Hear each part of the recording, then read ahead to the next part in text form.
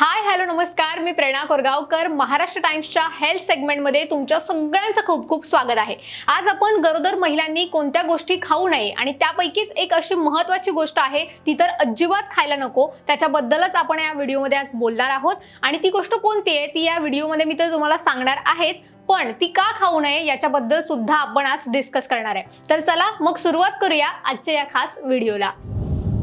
गरोदरपणात स्त्रिया जे काही खातात त्याचा थेट परिणाम जो असतो तो त्यांच्या पोटात असणाऱ्या म्हणजे वाढत असणाऱ्या बाळावर सुद्धा होतो। अशा स्थितीत अनेकांना कोणत्या गोष्टी खाणं योग्य आहे, कोणत्या गोष्टी खाणं खरं तर अयोग्य आहे याबाबत खूप संभ्रम असतो।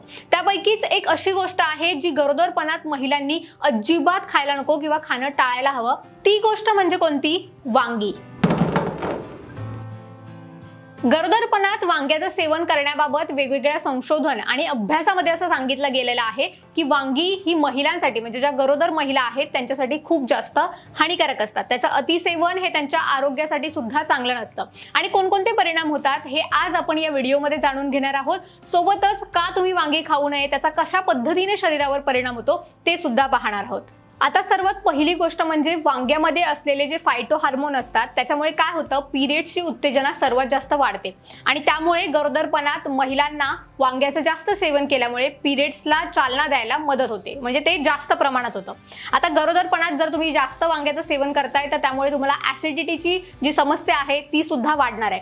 आता एवढंच काय तर गर्भपात होण्याची सुद्धा शक्यता याच्यामध्ये वाढते, कारण वांगं जे असतं ते गरम असतं, आपल्या शरीरात ते गरम पडतं, त्याच्यामुळे अशा स्थितीत वांग्याचं जर तुम्ही जास्त सेवन करताय तर गर्भपात होण्याचे सुद्धा धोका जो असतो याच्यामध्ये वाढतो। तज्ञांच्या मते गरोदरपणात जर तुम्ही वांग्याचं अतिसेवन केलं तर त्यामुळे काय होतं, तुमची जी प्रसूतीची जी डेट असते त्याच्या आधीच तुम्हाला प्रसूती होण्याचा धोका ओढवतो।